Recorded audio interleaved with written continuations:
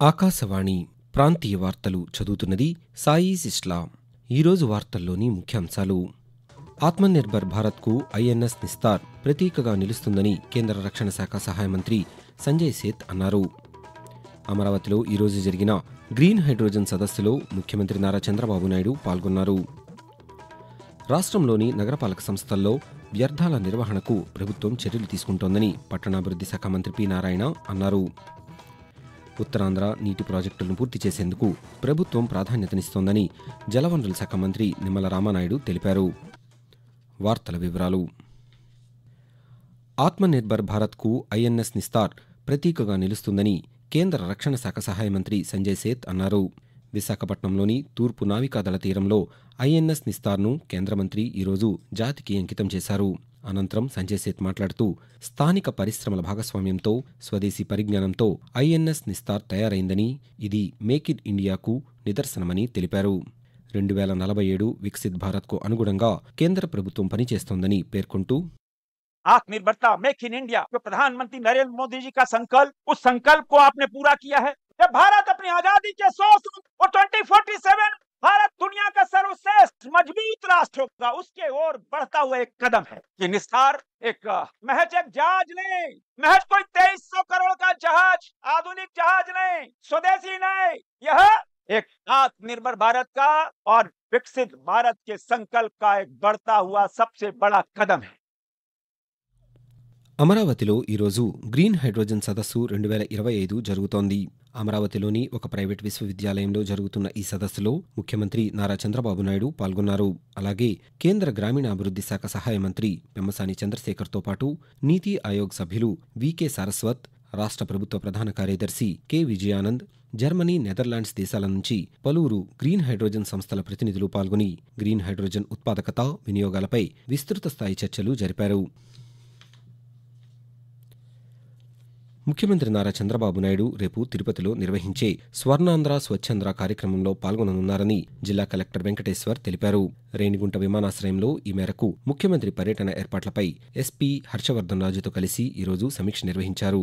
ఈ సందర్భంగా కలెక్టర్ మాట్లాడుతూ ముఖ్యమంత్రి రేపు ఉదయం రేణిగుంట విమానాశ్రయం చేరుకుని అక్కడి నుండి తిరుపతిలో నిర్వహించే స్వచ్ఛాంధ్ర కార్యక్రమంలో పాల్గొంటారని చెప్పారు.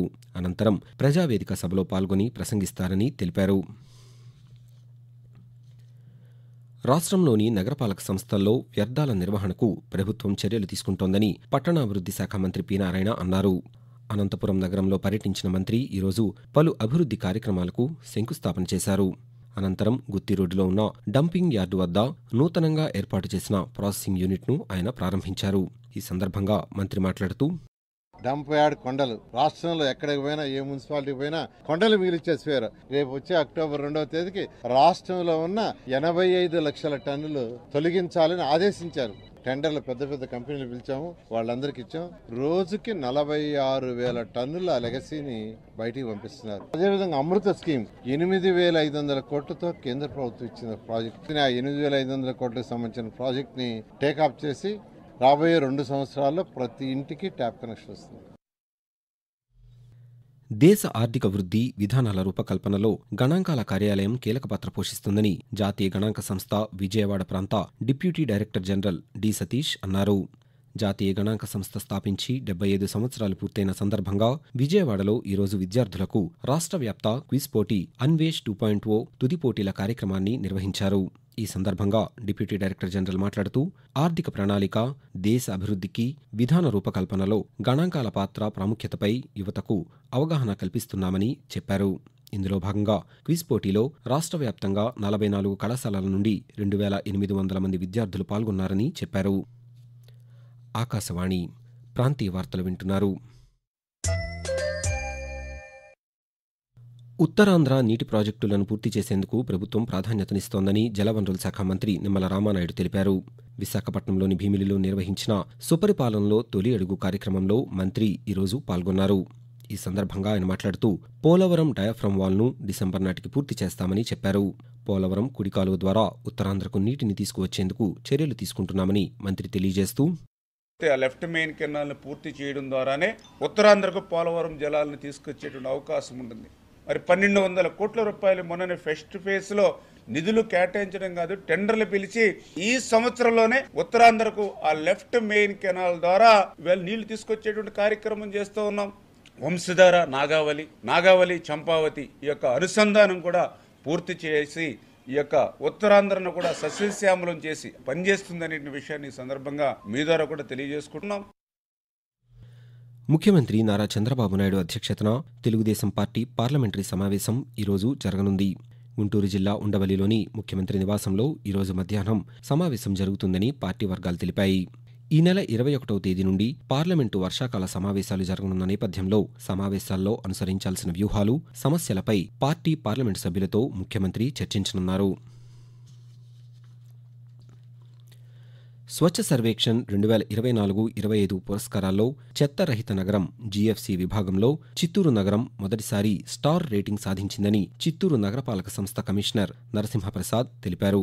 చిత్తూరులో ఈరోజు ఆయన పాత్రికేయులతో మాట్లాడుతూ చిత్తూరు నగరపాలక సంస్థ గార్బేజ్ ఫ్రీ సిటీ విభాగంలో జాతీయ స్థాయిలో 273వ స్థానం, రాష్ట్ర స్థాయిలో 8వ స్థానంలో నిలిచిందని చెప్పారు. చిత్తూరు నగరపాలక సంస్థ పరిధిలో శానిటేషన్ మీద స్వచ్ఛ సర్వేక్షణలో భాగంగా చేసినటువంటి ర్యాంకింగ్స్ లో మనం రాష్ట్ర స్థాయిలో 5వ స్థానంలో ఉన్నాము.